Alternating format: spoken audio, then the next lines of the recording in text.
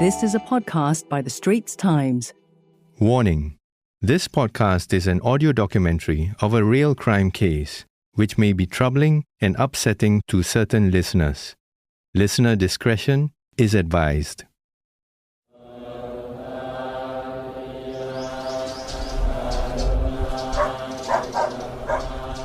A stray dog wanders around the temple grounds. In its mouth, it carries a plastic bag. The temple, located near a school and neighborhood shops, is bustling with devotees and residents going about their day. The dog stops in the middle of the temple market, tears the bag open, and starts to chew on its contents. Heads turned and people begin to scrunch up their noses, as those in the temple square caught a whiff of the foul stench coming from the animal's direction. From afar, the dog appeared to be gnawing on discarded meat. But upon closer look, passers-by discovered something much worse. It was the body part of what looked like a baby.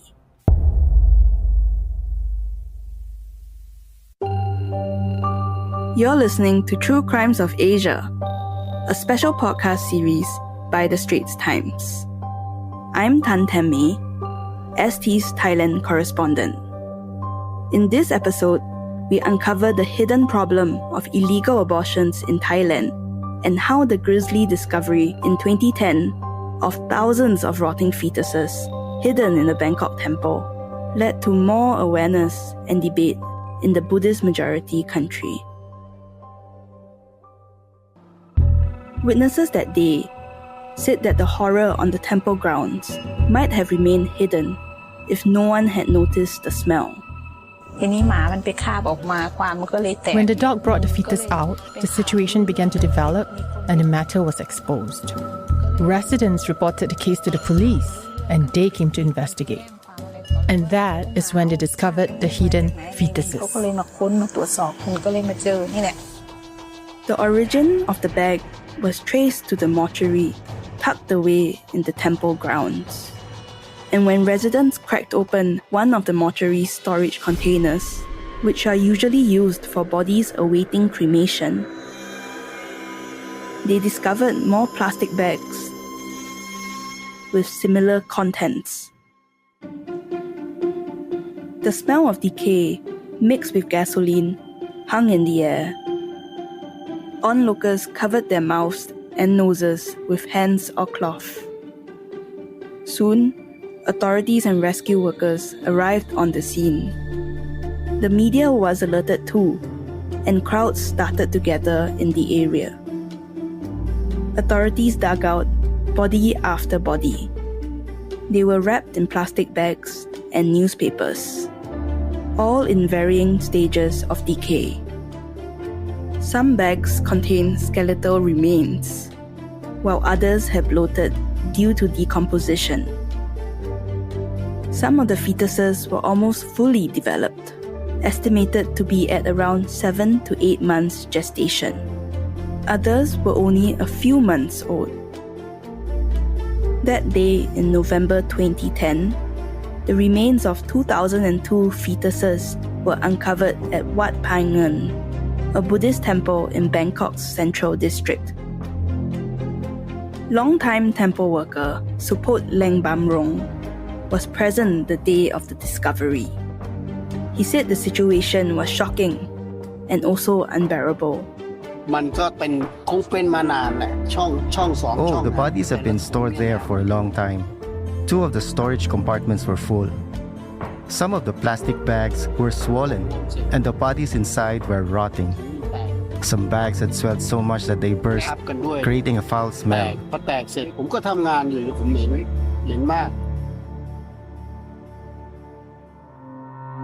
Police traced the gruesome findings to 2 undertakers and a woman. The remains were a result of illegal abortions taking place in Bangkok clinics.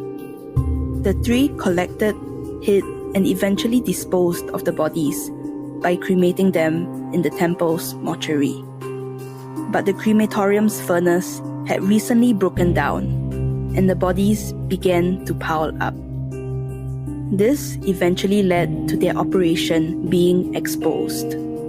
Chief of the investigation team, Colonel Sombat Milinta Chinda, told Thai media, They said they had been stashing the bodies for a while, accumulating them. They were unable to cremate the bodies, so they stored the bodies in the morgue. They were kept for a long time, for months, or for about a year. During the investigation, the undertakers confessed that the bodies had been stored for a year.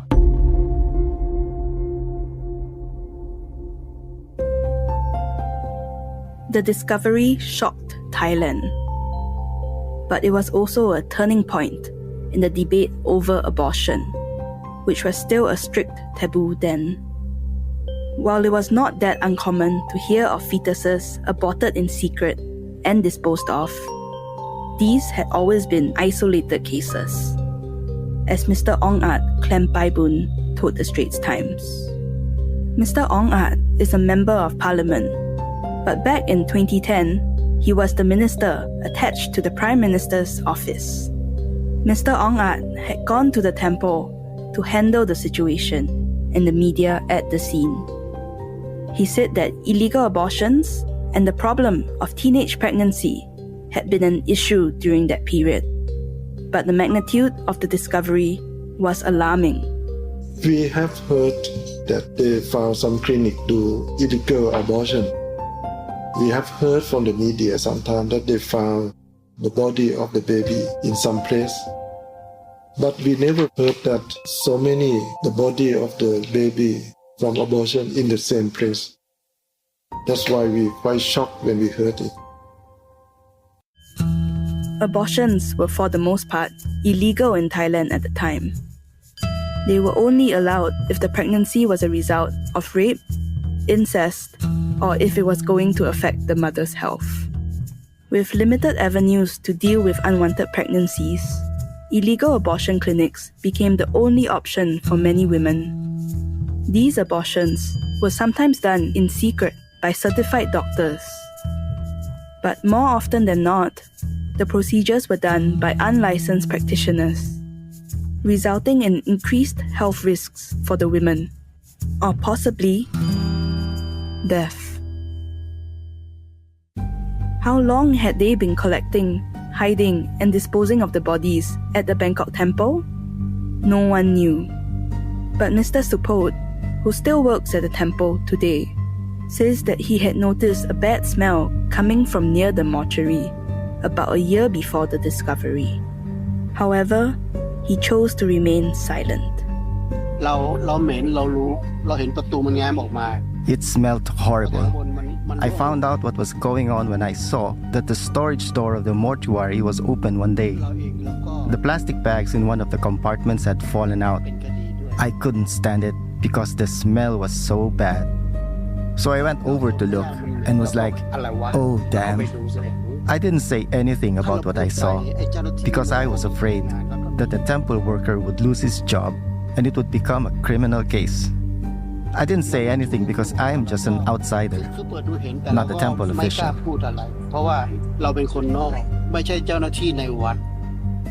Shortly after the discovery, authorities arrested and jailed two undertakers, Supeecha Baotip and Suchat Phumi.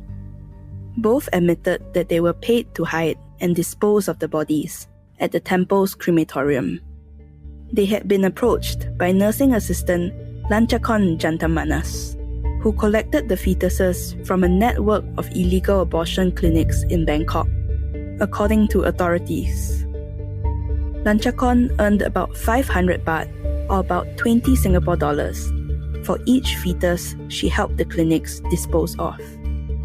And she would then deliver them to the temple and pay the undertakers to hide the bodies and cremate them. One of the undertakers, Suchat Phumi, told local media that Lanchakorn gave him about 4,000 to 5,000 baht for each batch of remains he disposed of.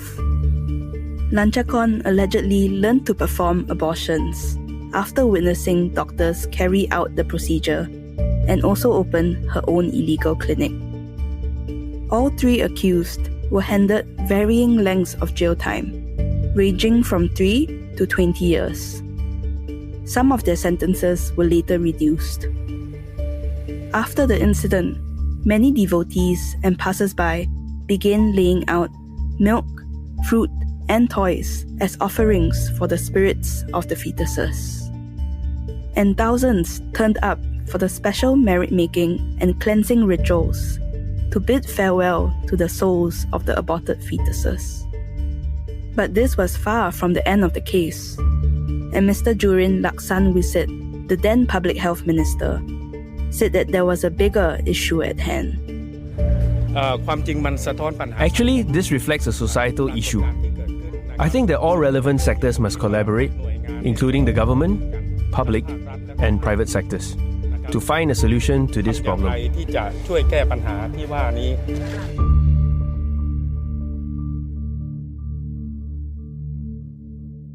Thailand's relatively conservative society was shaken to the core. How could this have happened? Just how many illegal abortions were taking place? And why were there so many unwanted pregnancies? There was also a major crackdown on illegal abortion clinics across Bangkok.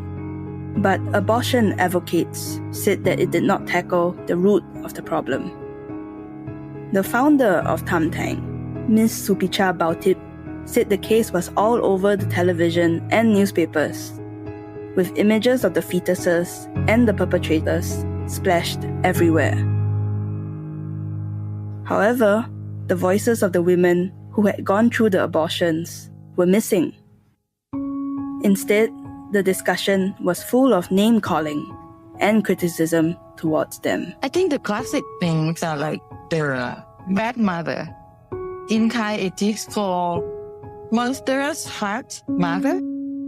It's like not human, that you can kill your own irresponsible woman, or the youth who just want to have sex and don't protect themselves.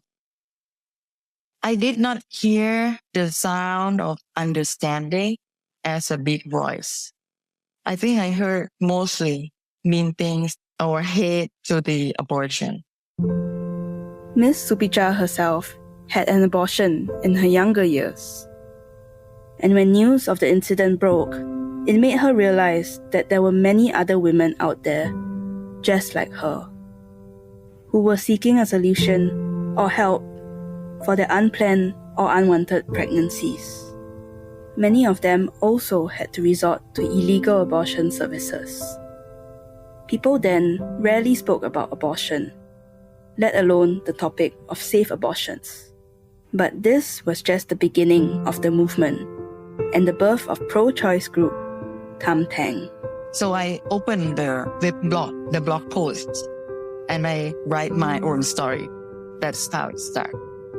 It's the first time, and actually it is my very big step too, because I was just heard about safe abortion for just 1 year, and I haven't had time to reflect much on myself. How do I feel, or how should I feel, or is it wrong that I do abortion? Is it okay, or is there any karma or whatever? I was feeling very reluctant by that time. It is like this. I put my own story because I think there should be a voice from women. As the story she wrote online gained traction, so did public discussion about unwanted pregnancies and the need for safe and legal termination. Back then, abortions were not just heavily stigmatized, but it was also seen as a taboo and sin. Induced or voluntary abortions were only allowed in limited circumstances, like when the pregnancy was a result of rape, or if it would harm the woman's physical or mental health, or if the fetus was deformed. Criminal penalties were also in place for women who underwent abortions or the individuals who performed them. But as people in Thailand began to think and talk more about the shocking case, it became clear that society could not turn a blind eye to illegal abortions and its related social problems. Authorities were forced to address the issue of unplanned and unwanted pregnancies, especially among teenagers. Today, most Thai schools teach sex education as one of their subjects, where students learn about their rights, their bodies, and how to manage relationships, especially intimate ones. This was something unheard of a decade ago, said Mr. Ongat. That is the starting point of the Thai society, start to talk and discuss more about free abortion, and start to check how we should do in our society to protect our children, educate our teenage, how to live in this society without abortion. Mr. Ongat believes that there should be easy access to safe abortions. However, this should be paired with education about safe sex and intimate relations to reduce the need for people to seek abortions.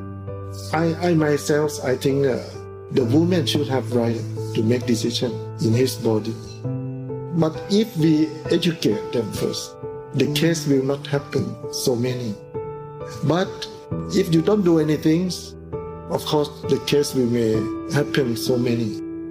So after you educate them, educate our teenage, our children, and after that, when the case happen, we should understand it. And we should help to solve her problem because she don't want to do abortion.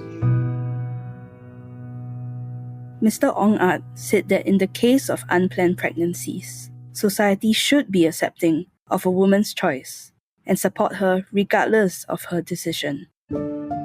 Through years of activism and talks with government figures, organizations like Tam Tang have moved the needle regarding abortion rights in Thailand. Tam Tang operates a hotline to help women who are seeking abortions in Thailand. It connects them with certified clinics to ensure they can receive safe and timely services. The year 2020 proved to be a turning point when Thailand's Constitutional Court declared the country's anti-abortion law unconstitutional. It violated equal rights for women. In 2021, restrictions against abortion were relaxed, paving the way for sweeping changes. Today, it is legal for women up to 20 weeks pregnant to get an abortion if they consult with and receive approval from a medical professional. The procedure, which today is mostly done by taking pills to terminate the pregnancy, is also covered under Thailand's national healthcare insurance. Reflecting on this, abortion advocate Ms. Supeecha says, We have come very far. In these 10 years, there are many things happen. But while the legal hurdles have been cleared, abortion still faces an uphill battle against conservative attitudes and beliefs in Thailand. Currently, there are about 100 hospitals or clinics offering legal abortion care, but they only operate in about half of Thailand's 77 provinces. And in Bangkok, not a single state hospital offers the service, said Ms. Supeecha. Local figures estimate that 300,000 abortions are done annually. Of these, only 15,000 happen at legal care services. Unsurprisingly, the lack of access has driven people to seek other means. And it is not uncommon to hear of women buying illegal abortion pills online. The law has been changed, but authorities have yet to issue standard guidelines on abortion care in Thailand. The arbitrary state means that hospitals and clinics can refuse to conduct abortions without penalty. And some have even come up with their own parameters within the law. For example, choosing to only accept cases where the women are below 12 weeks pregnant, or agreeing to only terminate pregnancies that are a result of rape. Ms. Supeecha said that personal beliefs and cultural superstition also mean that abortion remains a stigmatized and divisive topic, not just among women and their families, but among medical personnel too. Yeah, even if there are more and more doctors providing safe abortion, the majority of the providers, doctors, those people, most of them, like maybe 99%, are still rejecting to provide safe abortion. Through conversations with doctors at state and private facilities, Ms. Supeecha realized that many medical professionals believe that abortion will invoke bad karma for both the woman and doctor performing the procedure.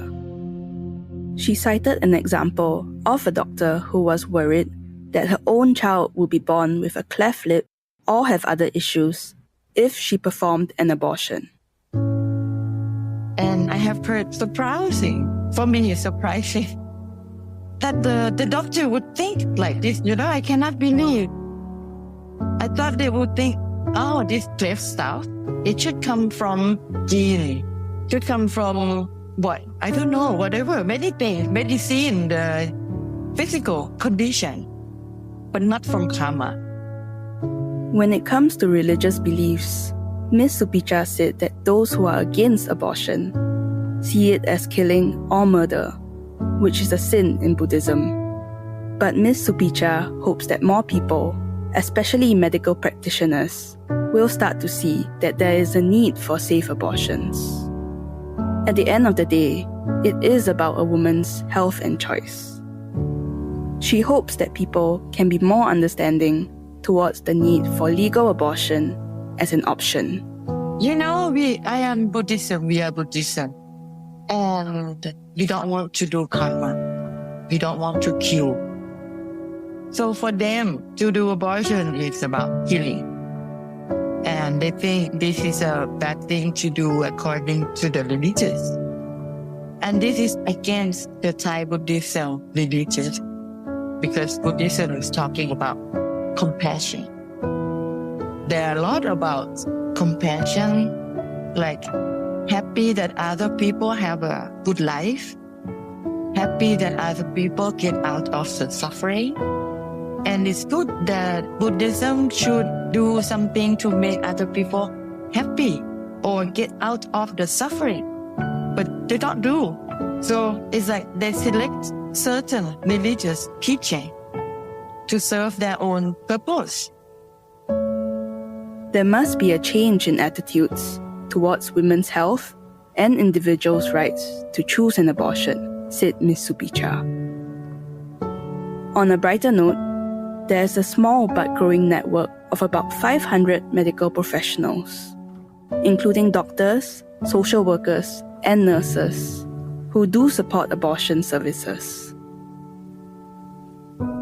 At a conference in late 2022, the director of Thailand's Bureau of Reproductive Health, Dr. Bunyarit Sukrat, told the Straits Times that it is working on expanding this network of abortion services.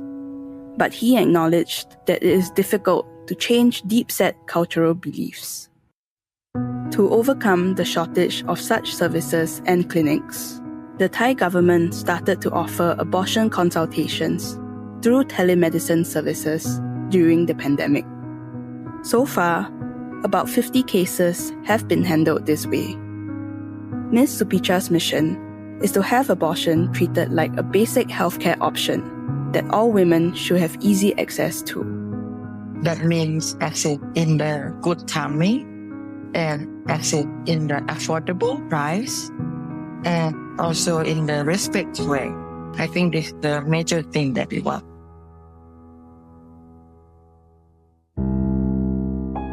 Still, there is stigma attached to the 13-year-old case involving the Bangkok temple. And several people approached for interviews at the site declined to speak. Many were wary about bringing the incident up even after more than a decade. It seems that some people would rather forget the scandal, and even Mr. Supote says that the matter is still discussed in hushed tones and whispers on temple grounds. While the case was put to rest, there have been rumors speculating that the cries and giggles of babies can be heard coming from the temple.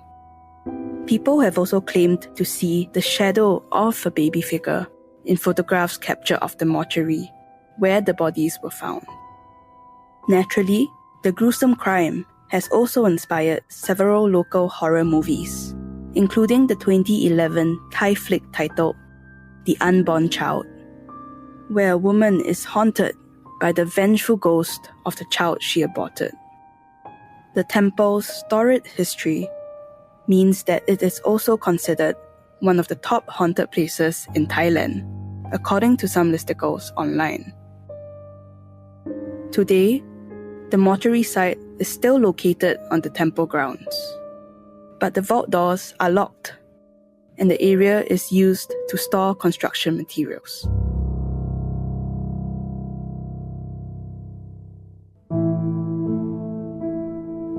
There is little reminder of the incident over a decade ago, and some, like temple worker Mr. Supote, have made peace with the events of 2010.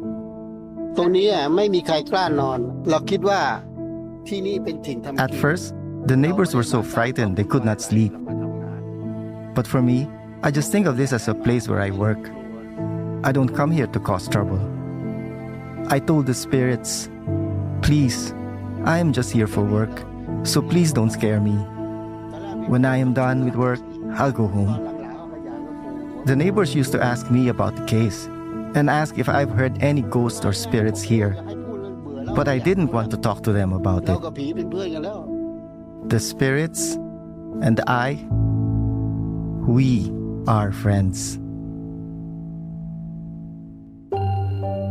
You were listening to the second episode of True Crimes of Asia, a new and special 6-part podcast series started by the Straits Times in 2023. It was narrated by Tan Tam Mei, produced and edited by Teo Tong Kai and Faiza Sani, and the executive producers are Ernest Lewis and Tan Tam Mei.